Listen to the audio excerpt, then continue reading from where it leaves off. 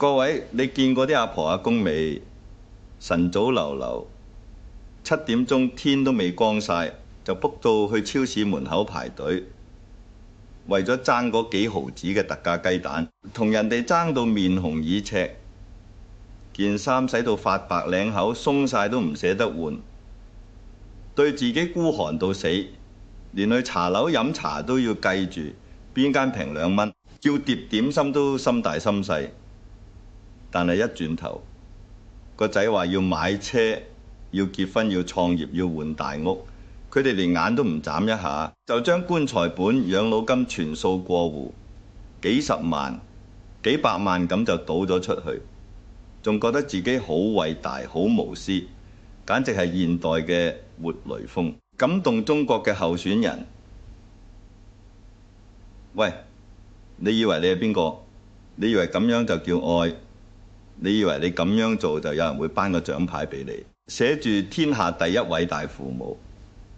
我話你聽，你錯到離晒大譜，你連自己都唔愛你，點識得去愛人？你以為你係犧牲係奉獻，其實你係親手將自己變成一件免費嘅工具，仲要係嗰啲用完即棄，唔會有人珍惜，轉頭就掉入垃圾桶嘅抹布。你睇下你，犧牲咗成世人嘅享受，犧牲咗你嘅青春、你嘅夢想、你嘅尊嚴，換來嘅係乜嘢？換來嘅可能係你個仔女一句：阿媽，你真係好囉嗦。阿爸，你唔好理我啦。你識啲咩啊？甚至係你病到5顏6色攤喺床上面，都冇人得閒帶你去睇醫生，因為佢哋忙住用你慳返嚟嘅血汗錢去風流快活、去旅行、去買名牌。你慳返嚟嘅錢，佢哋使起上嚟一啲都唔手軟，因為佢哋根本冇痛過。佢哋完全唔知道嗰啲錢係你點樣捱更抵夜，點樣吞聲忍氣，點樣委屈自己，對自己刻薄到死先至儲返嚟嘅。你嘅無私，你嘅偉大，培養出嚟嘅唔係感恩，唔係孝順，而係貪得無厭，永遠唔識滿足嘅怪物。呢個遊戲由一開始你就玩錯晒，你將所有嘅籌碼、所有嘅感情、所有嘅寄望都壓咗喺人哋身上，然後期望人哋會喺你落注之後慢慢報答你，慢慢反饋你，但你完全唔知道人性嘅重力方向永遠都係向下嘅。你企得越低越卑微，越似塵埃，啲好處、嗰啲尊重、嗰啲關心、嗰啲注意力，只會越過你個頭流去嗰啲企得高夠張揚、夠膽大聲講我要識得為自己而活嘅人身上。你估下啲後生仔點解唔尊重你？點解你講乜佢哋都當耳邊風？點解你嘅存在感越嚟越薄弱？因為你窮得太乾淨，慳得太肉赤，犧牲得太過徹底。當你成身吉貧相，連食粒提子都要猶豫好耐，最終決定留返俾個孫仔。你喺佢哋心目中就唔係一個需要孝敬、需要敬畏嘅長輩，而係一個冇密碼、唔使指紋、任攞唔嬲，仲會自動增值嘅流動提款機。你呢個提款機仲要係智能嘅，曉得自己行去銀行排隊，曉得自己計住啲利息，曉得喺佢哋有需要嘅時候，第一時間自動吐出啲錢出嚟。仲要覺得自己完成咗一項神聖嘅使命。你話你係咪全天下最蠢、最笨、最唔識為自己打算嗰個人？我呢世人最憎、最睇唔過眼嘅，就係呢種廉價嘅殉道。你以為你係為家庭犧牲嘅耶穌？你係為仔女背上十字架嘅聖人？你望下塊鏡，你塊面寫住嘅唔係光榮，唔係神聖，而係一個大大隻、清晰無比嘅蠢字。你連最基本嘅自己都搞唔掂，連令自己快樂、令自己開心嘅能力都冇。你有咩資格去對人好？你連一碗好食嘅飯都唔捨得獎勵自己，你點樣去俾到真正嘅溫暖人哋？你俾出去嘅所謂愛、所謂關懷，只係一種變咗質嘅充滿委屈同怨氣嘅情緒勒索。你心入面會不自覺咁諗，會有一種好強烈嘅傲視。我為你付出咁多，你一定要聽我話，你一定要孝順我，你一定要跟住我嘅劇本做人。呢種有條件嘅要求高雅回報嘅愛，本身就係一種枷鎖，一種無形嘅繩索，鎖住人哋嘅手腳，更加鎖死你自己嘅人生。到你發現回報不如預期，到老咗發現自己孤獨終老，你就會怨天尤人，成個世界都欠咗你。你就會變成一個好可怕、好陰沉、生人勿近嘅老人家。呢種人生，你過得有咩意思？你連一餐安樂茶飯都冇好好咁食過，連一晚舒服嘅覺都冇好咁瞓過。你淨係識得將啲快樂、期望、人生意義寄託喺下一代身上，但你自己呢？你自己個人生去咗邊？你嘅人生唔係你嘅，你只係一個為咗繁衍後代而存在嘅工具，一個用完即棄嘅容器。你仲覺得自己好偉大、好巴閉、好值得人歌頌。我成日話，錢係晚年唯一唔會背叛你嘅朋友。你對佢好，佢就對你好。你將佢使喺自己身上，佢就變成你身體嘅舒適、舌尖嘅享受、眼界嘅開闊、心靈嘅自由。你將佢拱手送人，佢就變成別人嘅奴僕，從此同你無關。佢會頭也不回咁樣離開你。你要搞清楚呢個世界嘅運行規則，同你細個讀嘅童話故事係完全兩回事。童話話你知，善良會換來幸福，無私會得到回報，好人會有好報。但現實話你知，你嘅善良必須要有鋒芒，你嘅無私只會換來無視，換來理所當然，換來得寸進尺。錢就係嗰把最鋒利嘅芒，你唔一定要好有錢，但你點樣使錢就決定咗你喺人哋心目中嘅分量。你去街市為咗2蚊爭到面紅耳赤，為咗棵葱同人嘈交，返到屋企卻好爽快，毫不猶豫咁應承幫個仔俾首期，你嘅邏輯去咗邊？你咁樣做唔係幫緊佢，你係教緊佢。原來錢可以咁輕易得到，原來父母嘅尊嚴就只係值嗰幾百萬。呢個扭曲嘅價值觀由你一手一腳建立，將來佢變成啃老族，變成二世祖，變成冇咗你就生存唔到嘅寄生蟲，你就係最大嘅幫兇。你怨得邊個？你要怨就怨你自己點解咁笨實，點解咁從意做老襯，點解要親手將佢哋變成廢人？我話俾你聽一個好殘酷但好真實嘅真相。我見過太多呢種所謂嘅好父母、24孝父母，晚景凄涼到不堪。點解？因為佢哋嘅尊嚴同自我價值係完全建立喺為子女不斷付出、不斷犧牲之上。一旦佢哋再冇能力付出，或者付出嘅嘢再滿足唔到子女，越嚟越大，好似黑洞一樣嘅胃口，佢哋就會被嫌棄，好似一件冇用嘅舊家具，一部過時嘅舊電器咁，被丟棄一邊，冇人理會。你諗下，你有冇見過一個對自己好捨得、好識嘆世界嘅老人家，會俾人嫌棄？好少，近乎冇。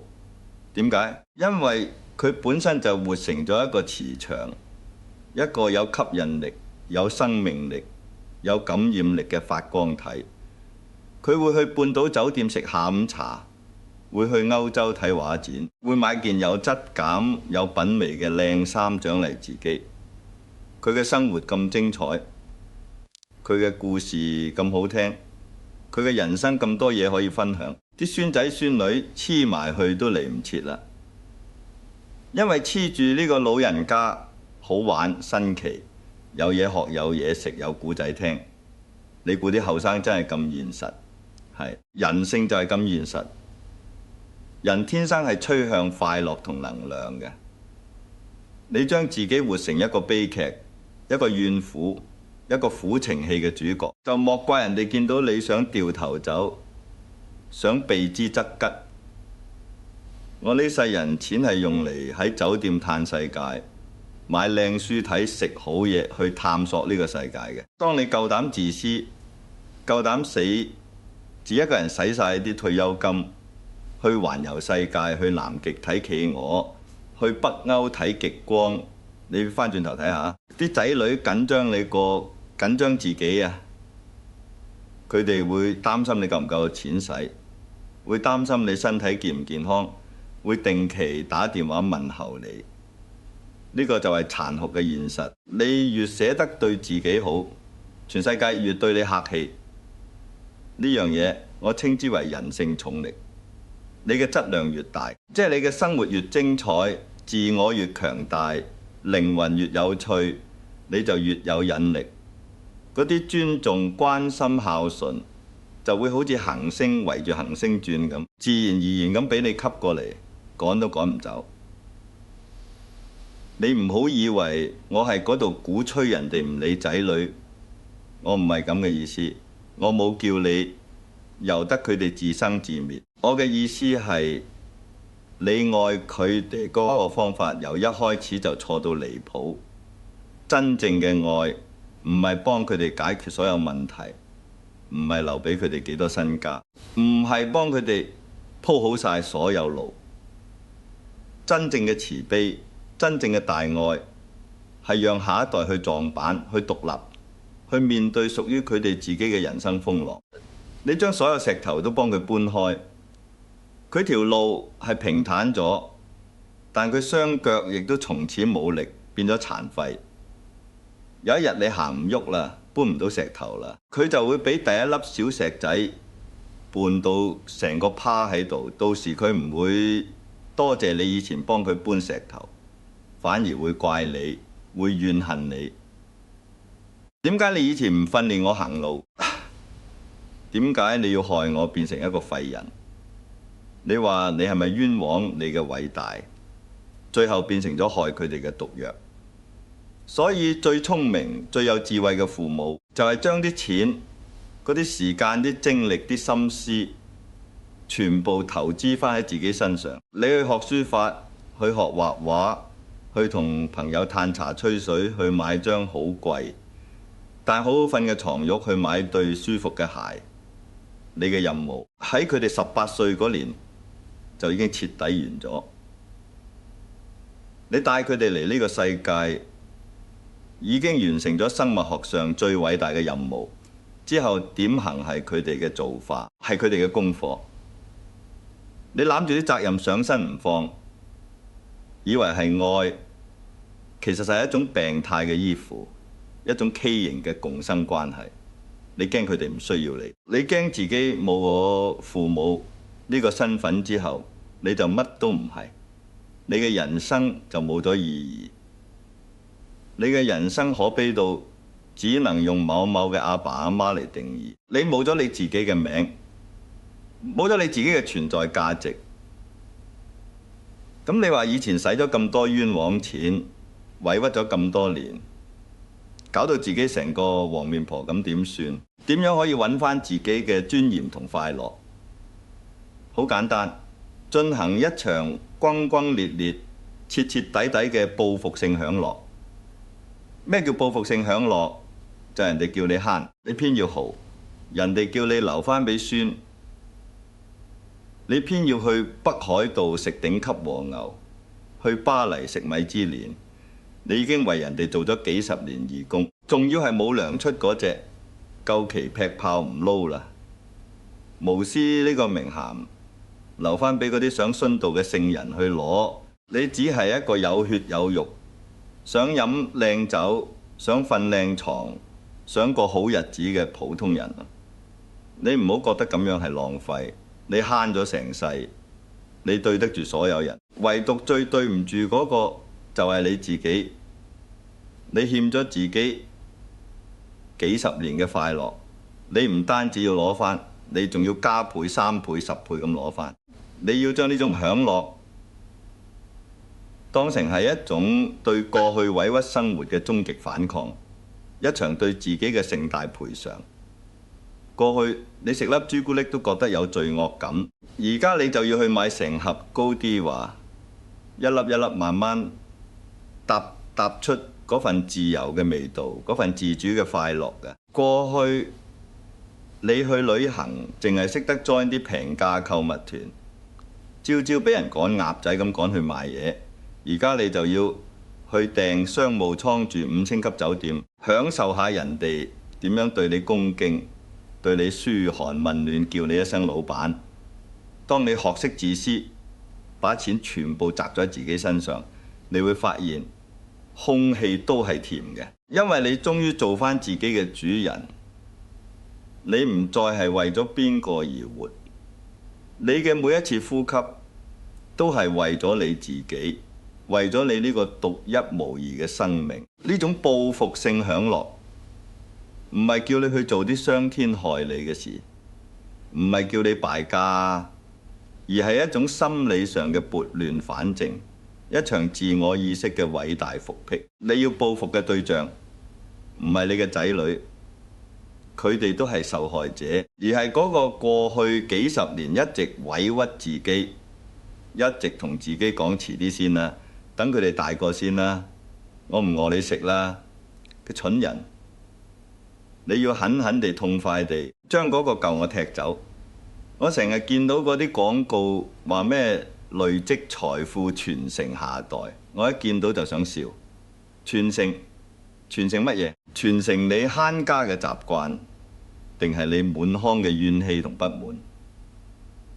你最好嘅傳承就係將自己活成一個傳奇，等你死咗之後，嗰啲後生圍埋一齊講起嚟，唔係講你點樣死慳死抵慳到盡，而係講你80歲嗰年，仲一個人去咗南美洲探險，食咗隻咩奇怪嘅蟲，邂逅咗個咩風趣嘅外國老頭，仲學埋跳沙沙舞。呢啲古仔先係最寶貴、最值錢嘅精神遺產。你留間屋俾佢，佢可能轉頭就賣咗；你留筆錢俾佢，佢可能幾年就敗晒，仲嫌你留得少。但你留俾佢一個我阿爸阿媽好識玩、好識嘆、好有個性嘅榜樣，佢呢世人就會知道，原來人生可以咁樣過，原來老咗唔一定係等死，而係另一段精彩旅程嘅開始。呢個價值觀遠比任何物質都嚟得有用，嚟得震撼你。或者會話喂，唔係個個都好似你咁瀟灑，我哋有家室有負擔要湊孫，點可以話走就走，話使就使？呢個正正就係問題嘅核心。你嘅負擔有幾多係真實存在？有幾多係你自己幻想出嚟，社會強加俾你嘅？細路仔冇你煮飯，佢哋會餓死咩？唔會，佢哋會學識叫外賣，學識自己煮個即食麵，學識上網睇食譜，餓兩餐反而食得更滋味，更加珍惜食物。你唔幫佢湊孫，嗰個孫會長唔大咩？唔會，佢哋父母會諗辦法，會請工人姐姐，會學識承擔返自己做父母嘅責任。你成日話冇辦法啦，唔通睇住佢哋死咩？但你一直咁樣衝出嚟做救世主，佢哋就永遠唔使長大，永遠都係一群等待你餵食、等待你執手尾嘅巨嬰。呢個惡性循環由你開始，亦都必須由你親手終結。你嘅自私表面睇係殘忍，實際上係對整個家庭系統最深刻、最徹底嘅療癒。你退一步，佢哋就被逼要行前一步，被逼要成長。呢個世界嘅運作就係咁簡單。你話你冇錢，你唔係冇錢，你係將啲錢定義為棺材本、應急錢、留俾子孫嘅錢，將佢哋鎖死咗。你只要重新定義佢為我嘅快樂基金，你即刻就會有錢，唔需要多，夠你今日去食餐好嘅，夠你聽日去買嗰張戲飛睇場戲，夠你後日報嗰個一日遊嘅團出去走走，就已經足夠開始。快樂唔係一個終點，佢係一個過程，係每一個當下嘅選擇。你今日選擇對自己好啲，食餐飯唔好求求其其，慢慢咀嚼感受下食材嘅味道，你就賺咗今日嘅快樂。你明明食得起一碗60蚊嘅牛腩河，點解要委屈自己去食嗰碗30蚊嗰啲肉柴到死嘅平價貨？你唔係在於慳嗰30蚊，你係在於覺得自己唔值得食好啲。呢種不配得感先至係令你一生痛苦嘅根源。你要報復嘅就係呢種根深蒂固刻喺骨子裡面嘅自我輕賤。我成世人最唔從意聽嘅一句説話就係是但啦，求其啦，冇所謂啦。尤其係食嘢，更加唔可以是但。食嘢係對生命最直接嘅尊重。你連對住送入自己口裏邊嘅嘢都咁求其，你仲敢話你對人生有熱誠？你睇下我列出嗰個死前必食清單，有人覺得我好奢侈、好誇張，使好多錢。錯啦，我嗰啲唔係單純嘅奢侈，而係一種對味覺極致體驗嘅追求。我話你知，追求美食並唔係在於你使咗幾多錢，而在於你擺咗幾多心機落去。你可以去高級餐廳食幾千蚊一餐，亦都可以行去街頭巷尾揾一間隱世嘅老字號，食一碗40蚊，但個湯底熬足10幾個鐘，落足心機嘅雲吞麵，嗰種滿足感係一樣嘅。問題係你有冇呢份心？你有冇將自己嘅感官打開去感受呢個世界帶俾你嘅一切美好？定係你嘅心已經被嗰啲柴米油鹽，被啲子女債，被嗰啲婆媳糾紛，被嗰啲無謂嘅擔憂塞到密密麻麻，連一啲空間都冇留俾自己。講起婆媳糾紛，呢個又係一個無私導致嘅巨大災難。好多阿媽個心黐住個仔，到個仔結咗婚，就覺得嗰個新抱係嚟同佢搶人嘅敵人。於是佢用無私嘅付出做武器，走入人哋嘅新家庭入面，指指點點，做免費工人兼職裁判，搞到成個屋企雞犬不寧。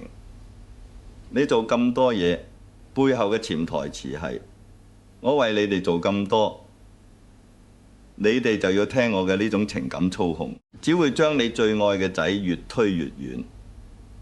真正聰明嘅奶奶係嗰啲夠膽自私嘅女人，佢自己有自己嘅生活圈，有自己嘅興趣，得閒去跳下舞、行下山，同朋友去短線旅行。佢唔會亦都唔屑於介入後生仔嘅生活。你請我食飯，睇下我得唔得閒先啦。呢種高高在上、自得其樂嘅態度，反而會令到新抱同個仔對佢產生好奇同尊重，會定時定候主動打電話問候，約佢食飯仲要預早排期。你睇下位置完全調轉晒，係你嘅自私為你贏返晒所有嘅尊重同主動權。呢個遊戲規則你必須要盡早領悟。呢個世界就係咁，你黐住人，人哋就想揈開你。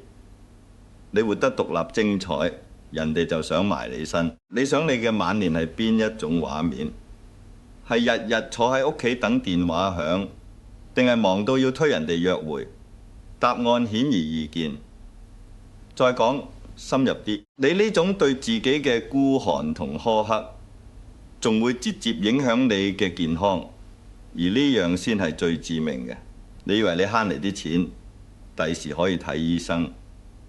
傻啦！你長年累月食啲冇營養嘅嘢，內心積壓嘅委屈同怨氣，為咗慳少少錢而拒絕有益但貴啲嘅食物，呢啲全部都係慢性嘅自殺。你慳翻嚟嘅錢，最終只係夠俾你住貴啲嘅病房，受多啲痛苦嘅治療，然後帶住一腔嘅後悔離開。呢個係咪好蠢？你諗下，你成日話冇時間、冇金錢去享受，但你知唔知當你臥病在床嘅時候，你連去享受一杯溫水嘅能力都冇？健康係你享受一切嘅唯一基礎，而維持健康最好嘅方法，除咗適當運動，就係保持心境極度愉快。保持心境愉快嘅不二法門，就係遠離一切令你煩惱嘅人同事，將所有資源用嚟取悅自己，食得乾淨啲、新鮮啲，貴精不貴多，買張好嘅床褥，令自己每晚都有深度睡眠，俾錢去按摩，放鬆肌肉。呢啲唔係亂使錢，呢啲係對你身體呢部精密機器最必要嘅保養。你部車都曉得定期換機油啦，點解你自己嘅身體反而要慳住，用到佢殘晒壞晒先嚟後悔？現代醫學成日講求所謂嘅絕對健康，話呢樣唔食得，嗰樣唔掂得，搞到個個人都神經緊張，食餐飯都好似計緊數學題咁，有咩樂趣可言？我話你聽，呢啲全部都係狗屁。最好嘅養生就係情緒養生。你心情靚，身體自然會分泌好嘅荷爾蒙去修復自己。我識得幾個老友記，食煙飲酒食肥豬肉，樣樣齊，活到80-90歲，仲龍精虎猛。你問佢養生秘訣，佢話你知，我乜都食，但心境永遠保持喺25歲。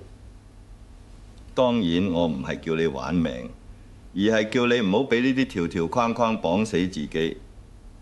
寵意食就食，但係要食最好嘅；從意飲就飲，但係要飲到微醺，品嚐出個中味道。人生苦短，及時行樂，將吃喝玩樂呢4個字提升到尊重生命嘅最高高度。呢個唔係墮落。呢個係一種看透世事之後嘅大智慧。你睇下你身邊有幾多人到咗60-70歲，仲係放唔低，仲係喺度扮偉大。佢哋嘅口頭禪係：我唔係為咗你哋，我早就點點點。喂，你做應該點點點啦。你唔去做係你自己嘅選擇，係你自己放棄嘅。唔好將個責任推落人哋度嘅。你以為你咁講，人哋就會感激你？人哋只會覺得煩厭，覺得你係一個情感嘅勒索者，一個用自殘、用犧牲嚟換取關注嘅可憐蟲。你呢種所謂嘅犧牲，一啲都唔高貴，仲好廉價。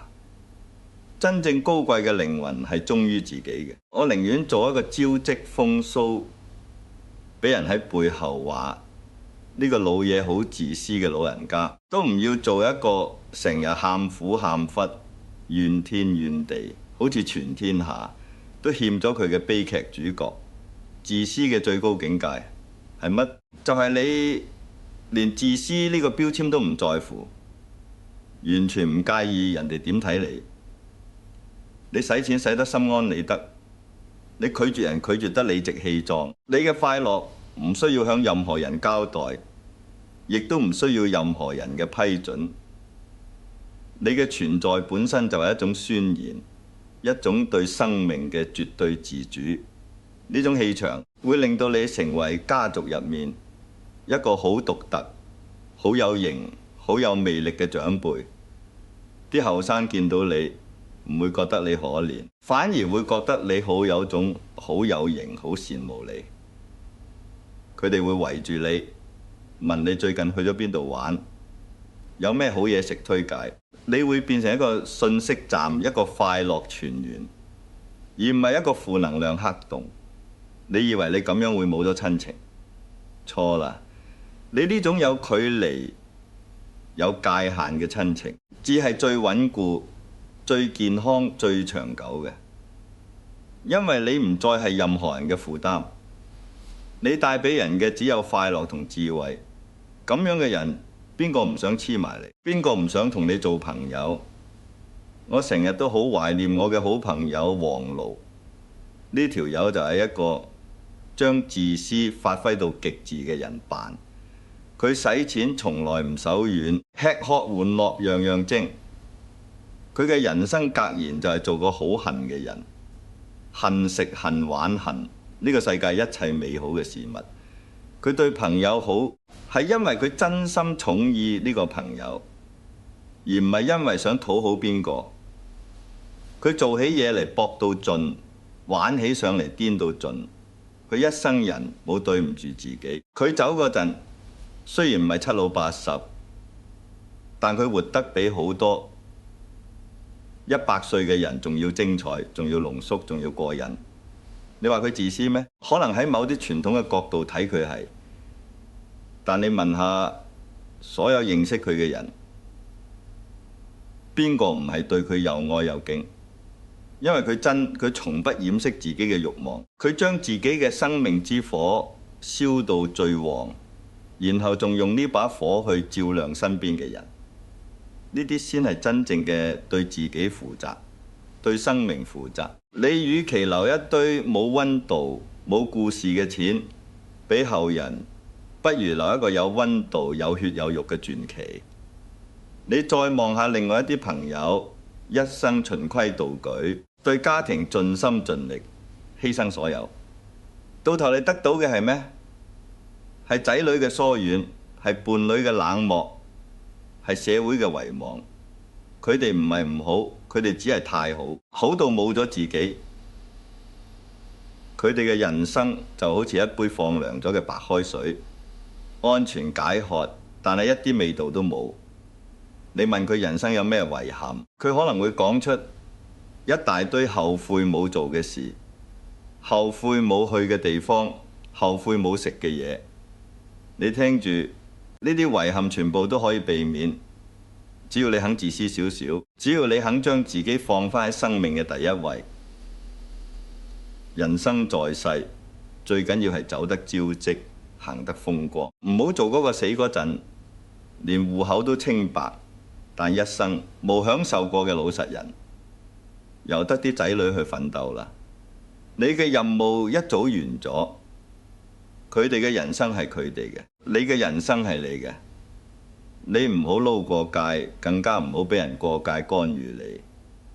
你要捍衛自己快樂嘅權利，好似捍衛領土咁，寸土必爭。所以你問我點樣先可以老得聰明、老得快樂、老得過癮？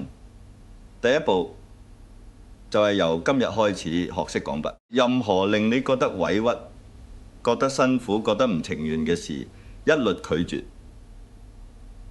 嗰啲咩姨媽姑姐嘅聚會，次次都係講是非晒命，互相攀比，去嚟做乜？推咗佢，用嗰啲時間去公園行下，去睇場戲，仲好。嗰啲叫你是但啦、求其啦、唔好咁執着啦嘅人，全部遠離佢哋，因為佢哋係你快樂路上最大嘅絆腳石。你要執着，你要對自己嘅快樂好執着，你要將自己嘅感受放喺絕對優先嘅位置。你餓就食，攰就唞，蠢意就買，唔蠢意就出聲。你唔使再做嗰個為咗維繫所謂和諧而委屈自己嘅濫好人。人生冇幾多個10年，你已經浪費咗大半世，剩低落嚟嘅日子，每一日都係賺返嚟嘅。點解仲要睇人面色？點解仲要活喺人哋嘅期望之中？我成日都話沮喪呢家嘢就好似傷風感冒，嚟就嚟，冇咩大不了。佢會令你唔舒服幾日，但你唔會因為傷風而死。人生嘅苦難都係一樣，忙就忙吧，苦就苦吧。你要學識享受佢，點樣享受就係喺忙碌同痛苦嘅縫隙之中，揾到令自賣嘅方法，揾到令自己快樂嘅方法。就算你聽日要開個好難頂嘅會，你今日都可以食餐好嘅，買扎花送俾自己。就算你遇到好唔如意嘅事，你都可以俾自己匿喺一間好舒服嘅咖啡店，飲杯靚咖啡，食件啱口味嘅蛋糕，然後同自己講：叮，都係咁啫，有咩咁大不了？呢種從苦難中抽離出嚟，寵愛自己嘅能力，就係保持心理韌性嘅秘訣。你要做自己最溫柔嘅避風港，而唔係做鞭打自己、責備自己嘅奴隸主。近年我好重意一個詞叫斷捨離，坊間啲人將佢講到好遠，又話要掉嘢，又話要整理屋企。我話你聽，真正嘅斷捨離，掉嘅唔係雜物，而係嗰啲消耗你能量嘅人際關係，同埋嗰啲壓綁你半生、令你透唔到氣嘅舊思想。你首先要掉嘅就係我為人人呢個迂腐食古不化嘅牌坊，掉咗佢，你就會發覺成個人都鬆晒，成個世界都闊落晒。我步入晚年之後，有一條鐵則，一定辛苦嘅事，絕對不去做。呢個唔係懶，而係一種對自己生命嘅精準投資。我嘅時間同精力就咁多，我要將每一分每一毫都使喺令自己愉悅嘅事情上。所以我去旅行，一定要住得舒服，食得招積。所以我會同令我笑嘅人一齊，而唔係同嗰啲成日要我去安慰、去開解、充滿負能量嘅人來往。呢個世界冇話冇咗邊個唔得，你唔去拯救人，人哋都會自己揾到出路。但你唔去拯救自己，你就真係冇得救。你信唔信？當你真係開始實行呢種自私到發光嘅人生哲學，你會發覺你嘅人緣反而會好起上嚟。點解？因為你冇咗嗰種乞人憎嘅討好型人格帶嚟嘅煤氣，你變得乾爽利落，有話直說。寵義就係寵義，唔寵義就係唔寵義。你唔會再背住人講人壞話，因為你夠膽當面拒絕，慳返啖氣暖肚。你嘅世界變得簡單、純粹、高效。你身邊留低嘅全部都係真正欣賞你、同你價值觀一致嘅朋友。呢個圈子先係值得你投放感情嘅地方。你慳返嚟嗰啲原本用嚟應酬嗰啲無謂人嘅心力，就可以攞去鑽研一門手藝，去探索一個未知嘅地方，去好好咁愛嗰個一直陪住你嘅老本。呢種自私最終演變成一種對身邊人最高質量嘅陪伴，因為你係完整嘅、快樂嘅，不帶任何怨氣咁企喺佢哋身邊。到咗我呢個年紀，成日都會諗起生死嘅問題。你話怕唔怕死？少少啦，但更多嘅係一種豁達，因為你知道你已經將生命呢張單程票用到好盡。你食過最好嘅嘢，飲過最純嘅酒，愛過最美好嘅人，睇過最靚嘅風景，你冇對唔住自己，所以你可以好平靜咁面對終點。我成日想像我走嗰日嘅畫面，我唔想係喺一間白茫茫嘅病房，俾一堆喉管插住，俾人圍住喊苦喊忽。我想係喺一間有無敵海景嘅套房，飲住一杯年份靚嘅威士忌，食住我至愛嘅滷水鵝頭，身邊最好仲有個靚女望住我，然後我笑笑口同佢哋講：夠鐘走人，各位後會有期記得玩得開心啲。咁樣嘅告別先至襯得起我呢一生嘅精彩。你呢？你想點樣走？你想你嘅墓誌銘上面寫住呢度長眠住一個偉大嘅犧牲者，佢一生為家庭燃燒自己，定係寫住呢度躺住一個好識嘆嘅玩家，佢呢世人乜都玩過，夠晒本，而家去另一個場繼續玩你嘅選擇，決定咗你餘下生命嘅軌跡。記住我最後送俾你嘅呢幾句說話：你嘅身體係你用嚟體驗世界嘅神殿，唔係你為仔女做牛做馬嘅牲口。你嘅金錢係你換取自由同尊嚴嘅籌碼，唔係你進貢俾下一代嘅保護費。你嘅時間係你生命中最寶貴嘅不可再生資源，唔係用嚟打發或者等人哋分配嘅廉價品。你要學識做一個招積嘅老人，而唔係一個可憐嘅老爺。招積係一種姿態，一種老子玩夠本，你哋慢慢捱嘅瀟灑。可憐係一種下場，一種我為你哋做咁多，你哋竟然咁對我嘅控訴。你想俾人羨慕定係俾人可憐？你想做你生命嘅大贏家，定係做下一代生命入面嗰個苦情配角？呢一切都係你自己決定，冇人可以幫到你，我冇嘢可以再教你路，就擺喺眼前。如果你到今日都仲要抱住無私，呢嚿石頭唔放，覺得犧牲自己先係偉大，咁你繼續沉啦，冇人阻到你。但如果你突然之間好似俾雷劈中咁，靈光一閃，覺得自己之前幾十年都白活咗，想由呢一秒開始同我一齊學識點樣將自私變成最高級嘅生命美學，點樣令自己變成一個發光發熱嘅存在。咁你就喺下面撳個訂閱掣，順便撳埋隔離個鐘仔。我哋呢個見笑人生就係要一齊探索點樣活得更招積、更過癮、更對得住自己。我哋距離下一個里程碑可能就係差你呢一下。你唔好諗住諗，你啲錢放喺銀行，利息都唔會俾多你，但你撳咗呢個掣，你得到嘅可能係一個全新嘅、識得為自己而活嘅截然不同嘅人生。